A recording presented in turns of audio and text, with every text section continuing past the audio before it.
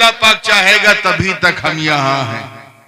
50 साल, 60 साल, 70 साल, 80 साल, 90 साल, 95 साल, बस। अब बहुत कम लोग सेंचुरी मार पाते। पहले लोग भूख से मरते थे, अब खा खा के मर रहे हैं। ये हाइपरटेंशन है तो ब्लड शुगर है तो इसका एलडीएल बढ़ा है तो ट्राइग्लिसराइड बढ़ गया है तो कोलेस्ट्रॉल है तो थायराइड है, खा खा के मर रहे हैं। जब तक अल्लाह ने चाहा हम यहाँ, हुक्मों का दुनिया बदलो, हम यहां से चल के सीधे कब्र में चले जाएंगे। अगली दुनिया क्या है? कब्र। जब तक अल्लाह चाहेगा हम 100 साल, 500 साल, 1000 साल हमारी हड्डियां, हम वहां। हुक्म होगा दुनिया बदलो, हम कब्र से चल के महशर में चले जाएंगे। कहां?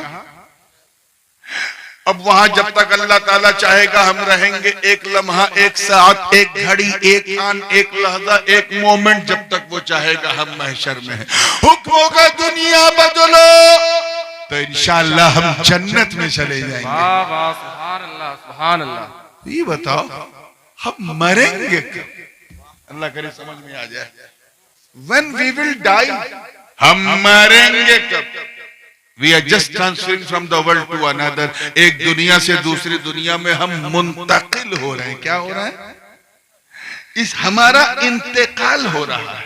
पहले हम आलम अरवाह में थे, इंतकाल हुआ तो बाप के पेट में सुल्ब में आए, वहां से इंतकाल हुआ तो माँ के पेट में आए, माँ के पेट से इंतकाल हुआ तो दुनिया में आए, दुनिया से इंतकाल हुआ तो कब्र में जाएंगे, वहां इंतकाल होगा तो हश्र में, वहां से इंतकाल हुआ तो जन्नत में। हम मरेंगे कब?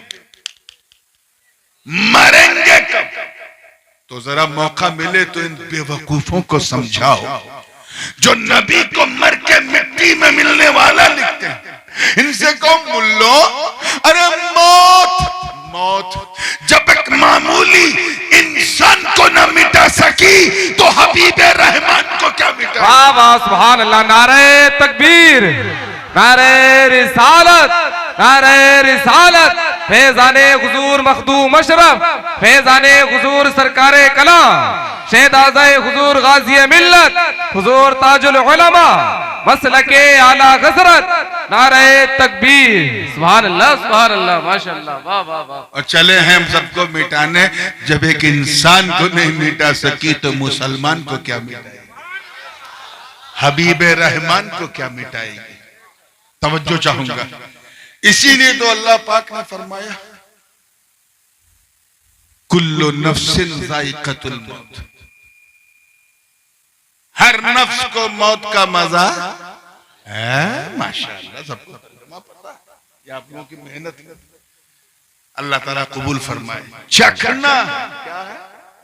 अच्छा, चखने और खाने का फर्क मालूम है? अगर दाल में नमक चखना है, आसान तरीका क्या है? एक बूंद पानी ऐसे लिया, दाल का डब्बू से निकाला, क्या है ये? चखना। अल्लाह करे समझ में आ जाए। यानी जबान को पता चला, हलक को खबर ही। अल्लाह करे कैच कर लो तो बिल्कुल मेरे लिए आसान हो जाएगा। जबान को एहसास हुआ नमक कितना है, हलक को खबर ही नहीं। यानी बस इतनी ही मौत है, इससे ज्यादा नहीं। आएगी, मजा चखाएगी और एक दुनिया से दूसरी दुनिया ले जाएगी। अब जरा सोचो, अगर कोई बहन 12 रोटी और 24 बोटी लेके बैठे, और 24 बोटी लेके बैठे और उससे कोई पूछे माँ क्या कर रही हो, वो कहे मैं चख रही हूं। आदमी सोचेगा बाप रे बाप, जब चखने का ये हाल है तो खाने का हाल क्या? चखना वही है जिसका असर सिर्फ जबान तक हो, यहीं तक मौत है, इससे ज्यादा नहीं। आएगी, मजा चखाएगी, एक दुनिया से दूसरी दुनिया में ले जाएगी।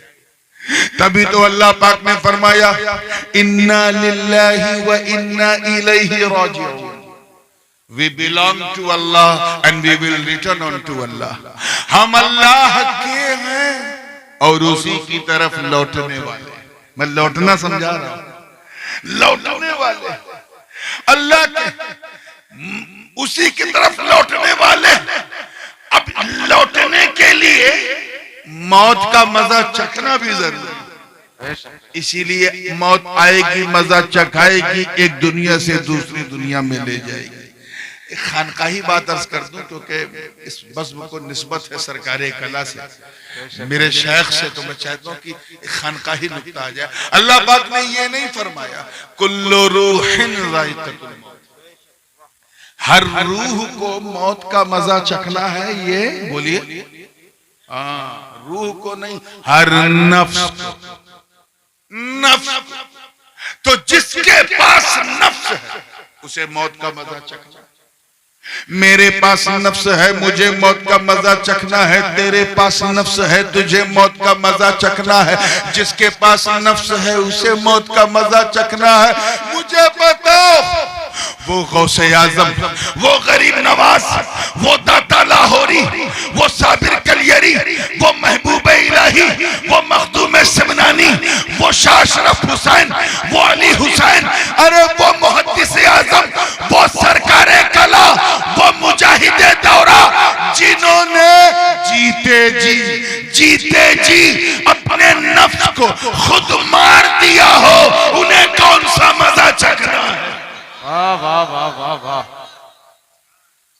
बड़ी भारी बात हो गई।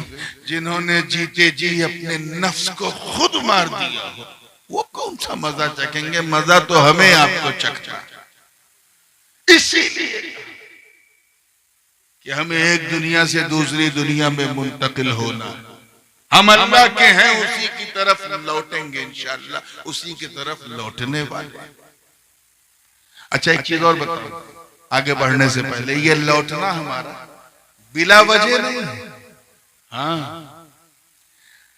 हर चीज का फाइल हकीकी अल्लाह, लेकिन उसने क्या किया, सबब क्या बना दिए। जैसे एक मिसाल में, जमीन से बुखार उठा, खलाओं में गया, ऊपर पहुंचा तो हाइड्रोजन और ऑक्सीजन मिक्स हुए, पानी बना, बादल बना, और जब बादल बना तो पानी बरसा, और जब पानी बरसा तो साइंसदान ने कहा बादल ने बरसाया, और मुसलमान ने कहा अल्लाह ने बरसाया। क्योंकि बरसाने वाला वही है, वो सबब बनाता है। क्या बनाता है। ऐसे ही एक दुनिया से दूसरी दुनिया जो हमारी मुंतकिली है, ये जो इंतकाल है, ये बिला वजह नहीं है, सबब है। हम आलमे अरवाह से चले, बाप की सुल्ब में आए, उसका सबब कारण क्या बना, हुक्म रब। क्या, तवज्जो जोर से बोलिए, कुन कहा फयकुन। बेशक बेशक। अच्छा, बाप की सुल्ब से चल के माँ के पेट में आए, उसका कारण क्या बना, सुन्नते निकाह। माँ बाप ने निकाह, नबी की सुन्नत पे अमल किया और मेरे दुनिया में आने का कारण बना। ठीक, माँ के पेट से चल के इस दुनिया में आए, उसका कारण क्या बना, सबब क्या बना, दर्दे ज़ह, लेबर पेन, परसों पीड़ा, वो नाकाबिले बर्दाश्त दर्द जो हमारी बहनें उठाती हैं। That was the main reason our arrival, हम इस दुनिया में जो आए। अच्छा, अब यहां से जाएंगे, अगली दुनिया क्या है, बोलो। डर लग रही है, कब्र है। क्या है, कब्र में आपको भी जाना है, आपके बाप को भी जाना है। असल में लोग मुकर्रिर से ज्यादा स्टेज वालों के चेहरे को देखते हैं, और मैं आपको देख रहा हूं, हौसले से सुनना है, तवज्जो है ना। तो कब्र, अब कब्र के बाद अगली दुनिया है हश्र। जोर से बोलो, क्या है, हश्र। वहां जाने का सबब क्या होगा, सूरे इसराफील। कब्र से हश्र, हाँ, दुनिया से कब्र में जाने का सबब होगा कब्ज़े रूह, और कब्र से हश्र जाने का सबब होगा सूरे इसराफील। हजरत इसराफील सूर फूकेंगे, सारे मुर्दे कब्र से निकल के महशर में चले जाएंगे। ठीक है ना। अच्छा, कब्र के बाद अगली दुनिया महशर, महशर के बाद अगली और आखिरी दुनिया जन्नत। जोर से बोलो, क्या है, जन्नत। वहां जाने का कारण क्या होगा, आवाज आई, शफाअते मुस्तफा। वाह वाह वाह, सुभान अल्लाह सुभान अल्लाह। क्या, शफाअत मुस्तफा। मतलब साफ है, सबके पीछे न चल, अल्लाह करे समझ में आ जाए, बस उसी के पीछे चल जो तुझे मेरी तरफ लौटा दे, मेरी तरफ पलटा दे। अरे अशरफियों, अपनी किस्मत पे जितना नाज करो कम, तुम्हारे तो दोनों हाथ में लड्डू है, एक तरफ मदीने का मुख्तार, एक तरफ की चौसा का मुख्तार। सुभान अल्लाह। नारे तकबीर, नारे रिसालत, फैजाने हुजूर मखदूम अशरफ, फैजाने हुजूर सरकारे कला, शहजादे हुजूर गाज़ी मिल्लत, शहजादे हुजूर गाज़ी मिल्लत, मसलके आला गज़रत। नारे तकबीर, नारे रिसालत। सुभान अल्लाह, सुभान अल्लाह। और जैसा चलेगा अल्लाह तुझसे राजी हो जाए। एक बात मैं और अर्ज करता चलूं, बात लगी हुई है और सुन्नियों के दिल से बिल्कुल सटी हुई है, इसलिए अर्ज करता चलूं। सबके पीछे नहीं चलना, ये पीछे चलना कितना कीमती है, इसे जहन में रखें। वो दकियानूस बादशाह का नाम सुना है?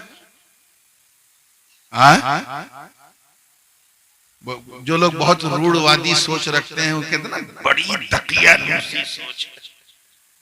ये दकियानूस नाम का एक रोमन एम्पायर में एक बादशाह हुआ करता था। इसका जो दौरे हुकूमत है वो हजरत ईसा अलैहिस्सलाम के आसमान में जाने के लगभग 250 साल या 300 साल, और हुजूर अलैहिस्सलाम के दुनिया में तशरीफ लाने से तकरीबन 350 साल पहले, इन बिटवीन। और उसका जो कैपिटल था उस जमाने में रोमन एम्पायर का, वो आज का जो मौजूदा जॉर्डन है ना, उर्दून, उस उर्दून की जो राजधानी अम्मान है, ये उसका कैपिटल हुआ। सितारों की पूजा करता, मजाल है कि उसके सामने कोई आंख दिखा दे ऐसा शासक। अपने ही गुरु को उसने साफ कर दिया और खुद उनकी कुर्सी पे बैठ गया। ये जितने शासक होते हैं ऐसे क्यों होते हैं यार, कि जिसकी उंगली पकड़ के चलो उसी को किनारे कर दो। क्या यार हिंदी की चिंदी करनी पड़ेगी तब समझोगे? थोड़ा सा इशारा करूं तुम कैच कर लो काम। ये सब ऐसे होते। दकियानूस तो ऐसा बादशाह था कि गुरु के जमाने में जो सोने के सिक्के चलते थे उसे बंद करा दिया, नोटबंदी कर दी और अपने नाम का सिक्का चलाया। दकियानूस कौन? हाँ, इतना जालिम और जादू कि किसी परिंदे को आसमान पे उड़ने की इजाजत नहीं थी अगर वो उसका परिंदा नहीं है, इस डर से कि कहीं यहाँ का खत वहां पास ना कर दे। यानी सूचना प्रसारण पर इतना कंट्रोल था उसका। किसका? हाँ, कहीं और दिमाग ना ले जाइए, मैं दकियानूस की बात कर रहा हूं। इतना जालिम और जादू। सितारों की पूजा करता था तो चाहता था कि मेरा पूरा देश जो है वो सितारों की पूजा करे। हजरत ईसा अलैहिस्सलाम के उम्मती इतना घबराते थे उससे कि उससे दूर भागते थे। और अगर किसी को कभी बादशाह को पता चल जाए कि ये मुसलमान है, यानी हजरत ईसा को मानने वाला है, मेरी बात नहीं मानता, तो उसे डिटेंशन सेंटर में डाल देता। जुल्म की इतनी इंतहा करता था। ऐसे ऐसे उसने रूल बना रखे थे कि सिर्फ उसी का खुतबा पढ़ा जाता था। पूरे महल में मंत्री तो अनेक थे मगर चेहरा सिर्फ उसी का नजर आता था। कौन? हाँ यार, दिमाग इधर उधर ना ले जाओ। हाँ, दकियानूस ऐसा बादशाह था, पूरे मीडिया तंत्र को अपने कंट्रोल में किए हुए था, एक टेरर बनाए हुए था और सबको चाहता था कि जिस धर्म पे मैं चलता हूं उस धर्म की अफीम सबको पिला दूं, ताकि उससे आगे कोई सोचे ही न, कोई विकास की बात करे न कोई प्रचार की बात करे, सब मुझसे इतना डरे। ऐसी हैबत उसने बना दी थी। किसने? हाँ माशाअल्लाह, समझ तो रहे। दकियानूस ऐसा बादशाह था, ऐसा बादशाह था दकियानूस। रोमन एम्पायर का बहुत ही मशहूर, आप ये कहेंगे तो उससे ज्यादा मशहूर हो जाएगा उसके कहने से, इतना मशहूर था। अचानक हुआ क्या जानते हैं? कुछ नेक लोग थे, 5-6, अल्लाह जाने 5 थे कि 6 थे कि 7 थे, अल्लाह वाले थे, हजरत ईसा की उम्मत के औलिया थे। उन्होंने फैसला कर लिया कि यार यहाँ तो ये इबादत करने देगा नहीं, ऐसा करते चलो कहीं चलते हैं, इसकी रियासत से दूर कहीं किसी पहाड़ वहाड़ में छुप के अल्लाह की इबादत करते हैं। वो चलने लगे, थोड़ा आगे चले तो एक कुत्ता उनके पीछे। आजकल इस लफ्ज से बड़ी घबराहट हो रही है। दुम हिलाते हुए पीछे चलने लगा। सबके पीछे थोड़ी ना चलता है कुत्ता, जिसे अपना समझता है उसी के पीछे चलता है। पीछे चलने लगे, थोड़ा दूर और चले तो जो अल्लाह वाले औलिया थे उन्होंने पीछे मुड़ के देखा, कहा रुक चल पीछे जा।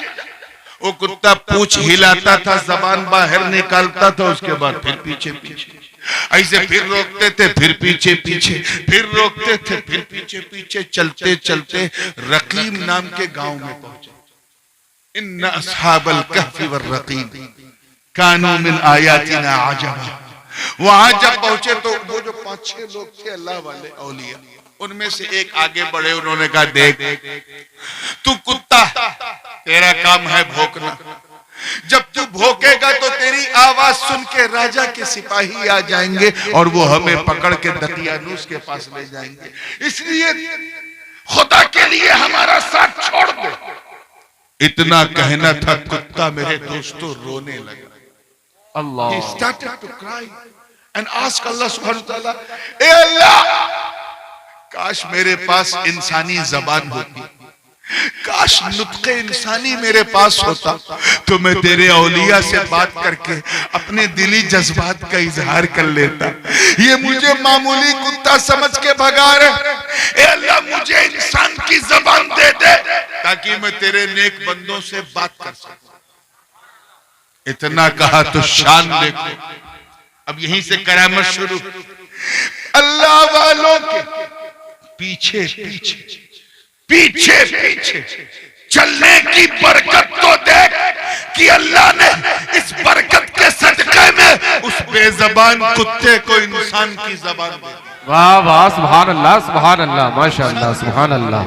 और वो कुत्ता गोया हुआ, ए अल्लाह वालों मुझे दूर मत करो, जिस बादशाह की वजह से आपने ये रियासत छोड़ी है, मैं भी उससे तंग आ चुका हूँ। मैं बहुत बेचैन था, बेकरार था, किसकी पनाह में जाऊं, किसके पास जाऊं, कहां सुकून से रहूं। इसी दरमियान मैंने देखा कि आप हजरत चल रहे थे और एक नूरे विलायत आपके दाएं बाएं आगे पीछे आपके जलवों का तवाफ कर रहा था। अरे नूर आपके पीछे पीछे चल रहा था, मैं आपके नूर के पीछे पीछे चल। सुभान अल्लाह, सुभान अल्लाह। नारे तकबीर, नारे रिसालत, फैज़ाने हुजूर मखदूम अशरफ, फैज़ाने हुजूर सरकारे कला, मसलके आला हज़रत, जिंदाबाद जिंदाबाद। सुभान अल्लाह। इंसान की जबान जब कुत्ते से सुनी तो असहाबे कहफ झूम और पीछे भगाने की जिद खत्म हो गई, क्योंकि उस कुत्ते ने कहा, है अल्लाह वालों, वल्लाही इन्नी उहिब्बुस सालिहीन, मैं अल्लाह के नेक बंदों से बड़ी मोहब्बत करता हूं। हुक्म हुआ चलो पीछे पीछे। अब फिर वहां से चलते चलते एक पहाड़ दिखा, पहाड़ पर चढ़ रहे हैं, पीछे पीछे कुत्ता चल रहा है।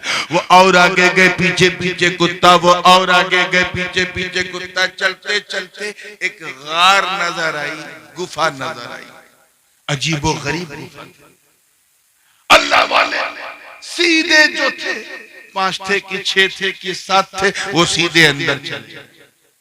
कुत्ते को अपनी हद पता थी, वो गुफा के अंदर नहीं गया, उसके दहाने पे बैठ गया। उसे अपनी हद पता थी, वो अंदर गए, कुत्ता नहीं गया। वो दहाने पे अंदर जाते ही वो असहाबे कहफ सो गए। पीछे चलने की बरकत देख उनकी सोहबत से उनका कुत्ता भी सो गया। और इतना ये सोना अल्लाह को पसंद आया कि रब ताला ने उस कैफियत को भी बयान किया, कल्बुहुम बासितुन ज़राइहि बिल वसीद, कि उनका कुत्ता अपनी बाहें खोले हुए सुकून से लेटा था।